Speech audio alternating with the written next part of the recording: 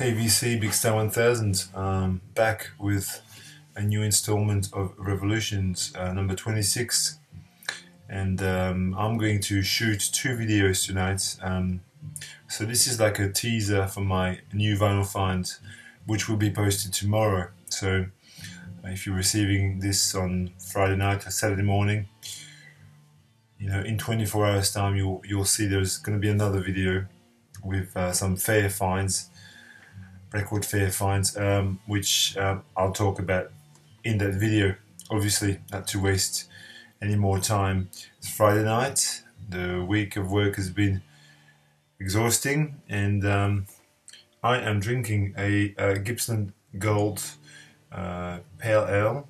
Gippsland, for those of you who don't live in Australia or in Victoria, it's a region of Victoria where I live here. And it's a pretty nice beer. It's a good, nice color. So recent spins. I'm gonna show you 20 albums, a few CDs, and mostly vinyl. So I hope you enjoy.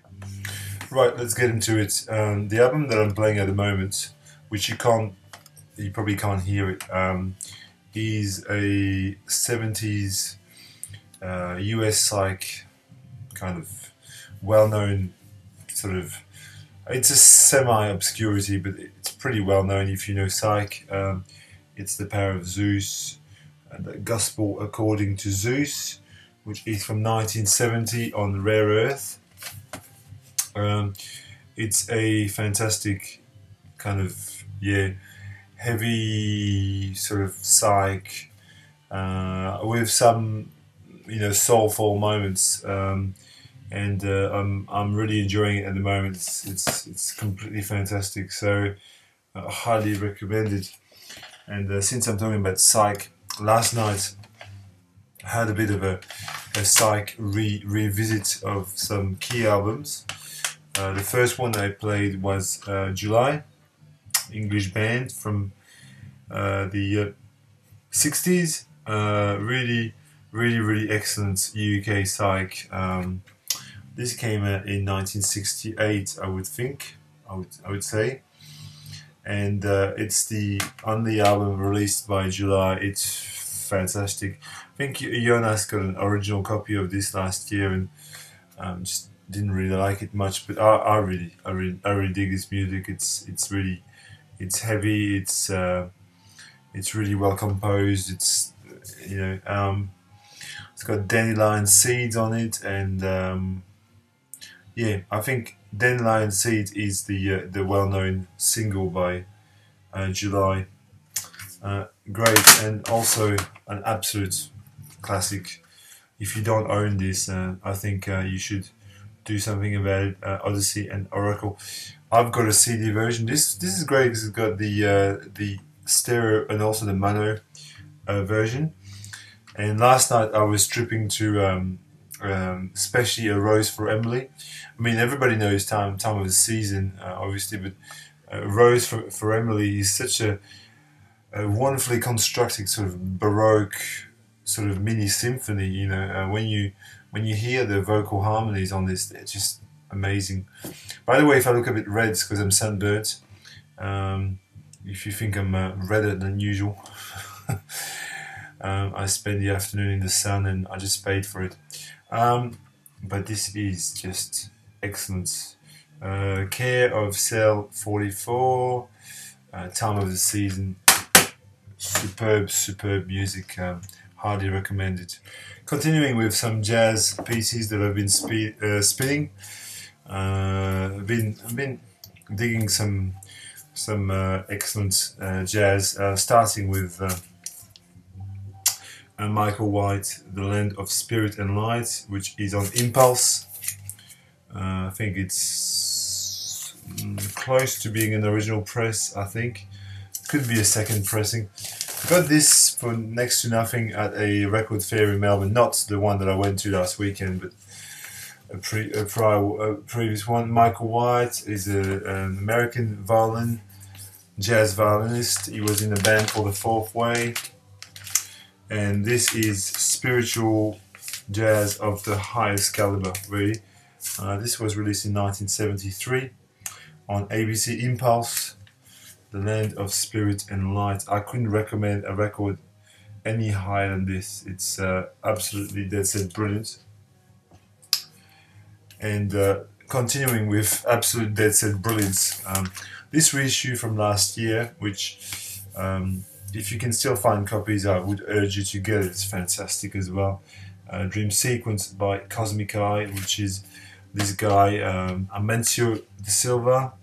This is British sort of Indo jazz fusion type. It's got this sort of Indian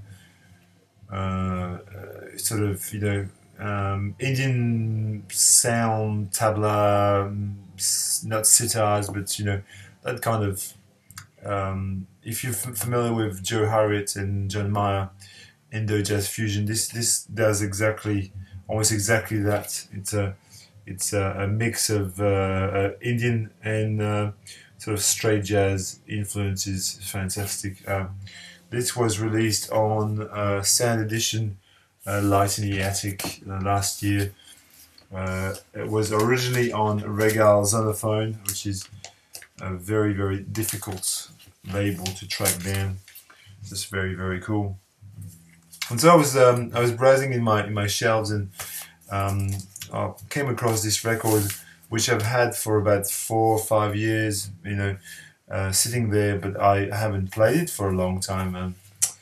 This is Oliver Nelson with what's the album called? Skull Session. Very cool sleeve face type of album.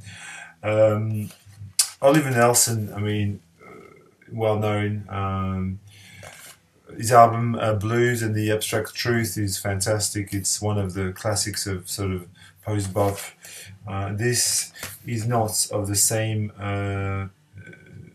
in the same vein. It's a mixed bag between big band jazz and electric kind of funky jazz, as the cover indicates. And but it's a great record.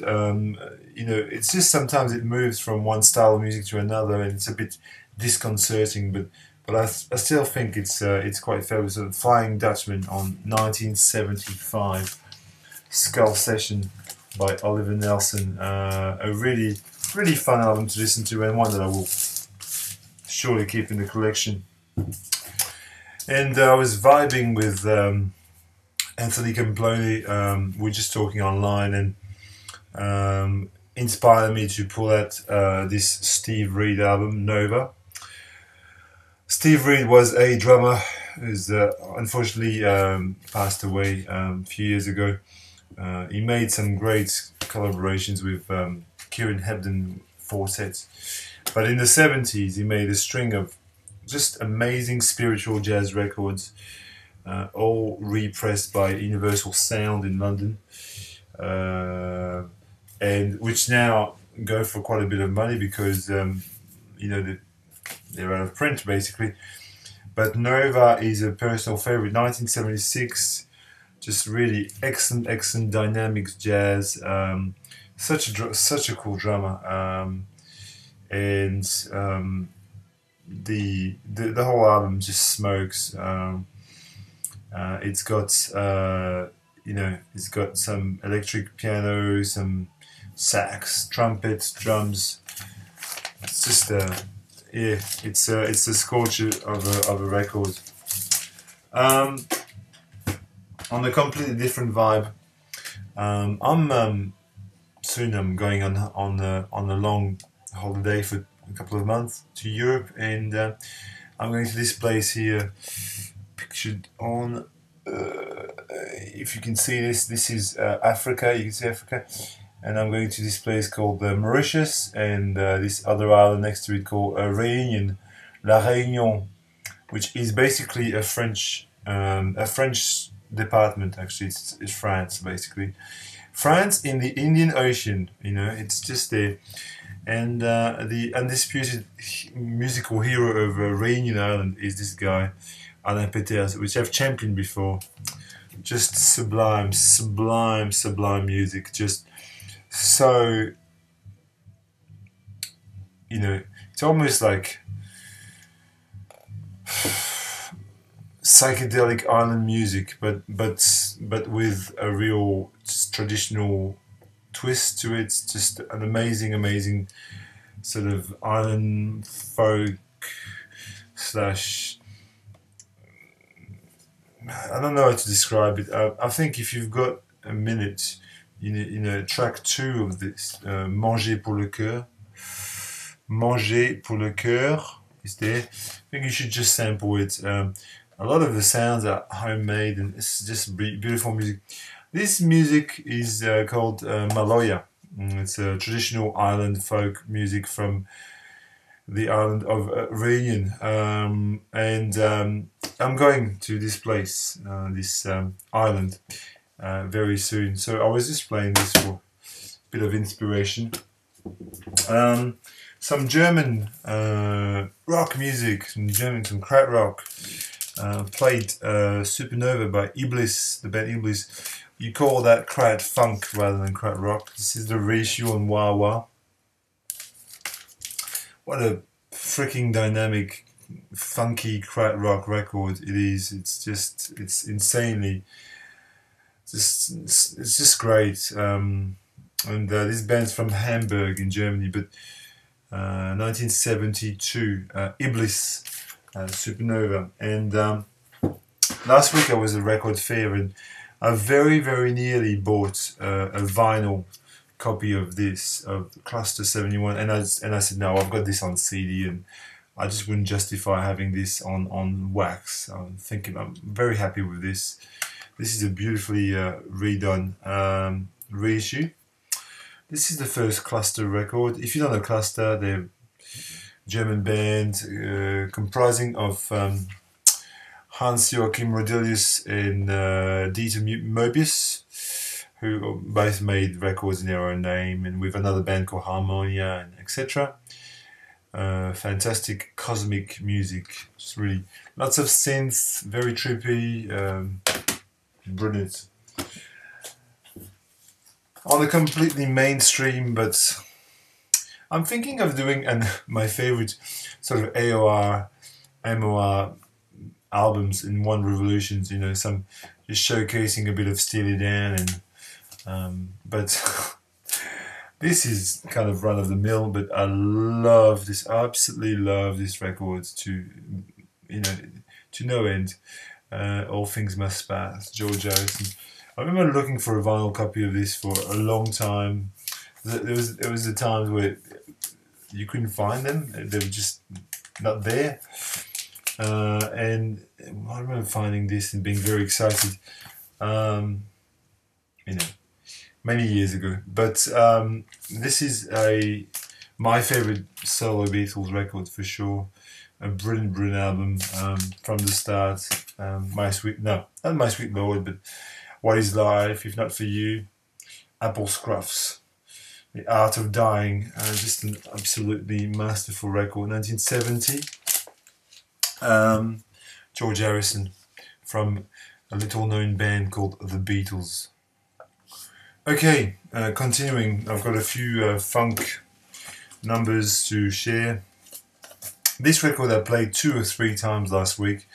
I don't know why I just got taken by this little bit. Grace Jones, Night Clubbing. Phenomenal records. Obviously all these songs are covers. Walking in the Rain, which is from Flash in the Pan, and Use Me from Bill Withers, and Night Clubbing from Iggy Pop. So all sorts of covers. But this woman, she's a genius. Absolutely amazing, stunning, visually and sonically. It's a brilliant album. I don't know how to describe it other than just listen to it yourself. And on the same kind of territory, I actually played a bit of Prince last week, Mr. Roger Nelson from good old Minneapolis, which I once visited, yes, many years ago. This is stunning 2 LP set, everybody knows it. I mean, I don't really need to talk about Prince that much, but Um, I hadn't played this in a long time, and I was really happy to hear it again. And again, just a classic, another classic. What to say about Mr. Marvin Gaye? He's an album that is just so classic that it's maybe not worth talking about it very much. What's going on? I played this last night. You know, I was really digging this. If you really want to invest in a really good copy of this, get the deluxe 2 CD edition with the live version of it. Brilliant. Last weekend I was just looking for my shelves, and I remember that I hadn't played this in a long time too, which is Stanton Davis Ghetto Mysticism with the album Brighter Day, which is like a soulful kind of jazz record. Stanton Davis plays the trumpet, I think, on this. He's a trumpet player, and it's got this sort of funky twang, but it has a real spiritual side to it as well. So it's just an excellent record. This record was released in 1972, I think, originally. It's a reissue, hand numbered to 1,000 copies on Cultures of Soul. And since we're talking about spiritual jazz, it's a term that we throw around a lot, but nonetheless, I think it just sort of referring to jazz that's, you know, kind of trying to reach to the gods, you know, has a real sort of meaningful message to the other world. I don't know, I'm not sure, but I think that's what it is, and this one is definitely doing that. Ghetto Music by Eddie Gale. Just such a great record. It is just such an excellent piece of music. I just don't know how else to talk about this. It's fantastic. I know I say that a lot. It's fantastic, it's stunning, it's a scorcher, blah blah blah. But I mean it.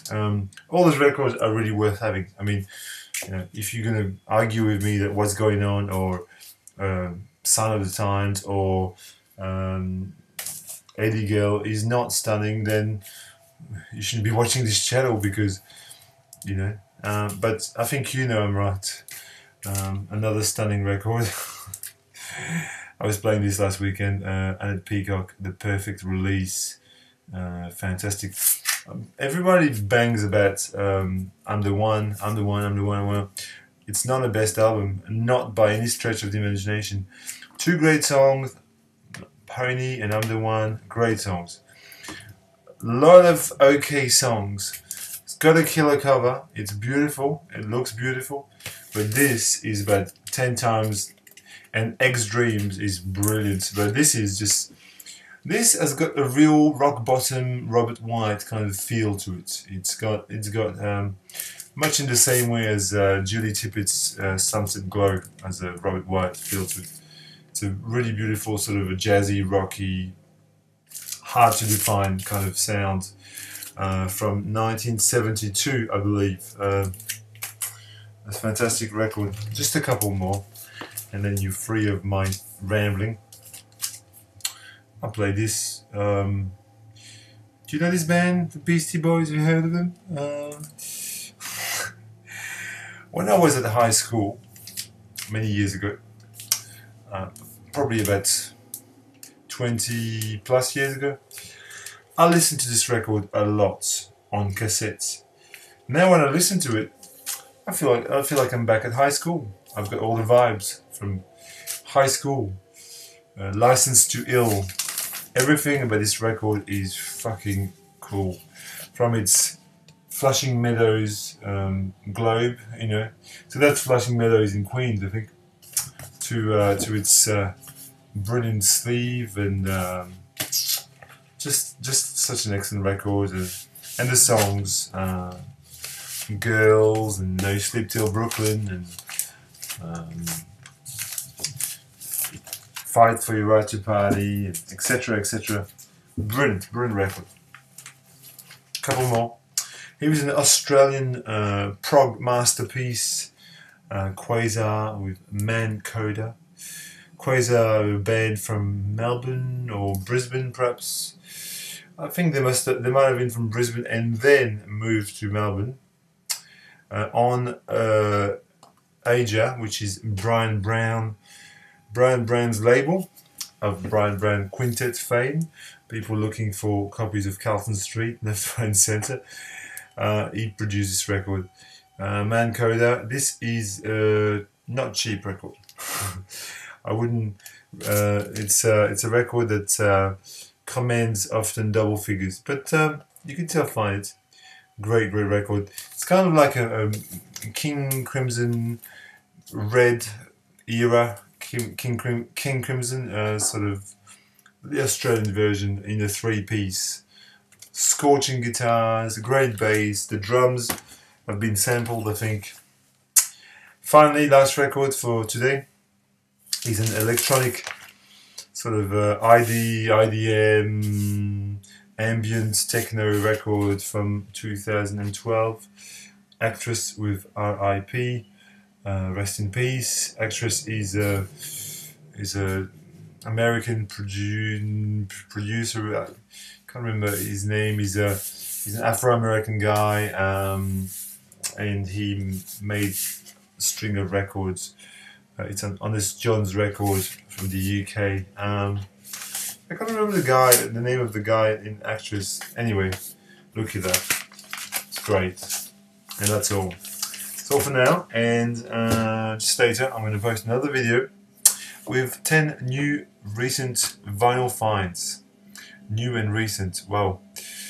I have a lot of vocabulary here.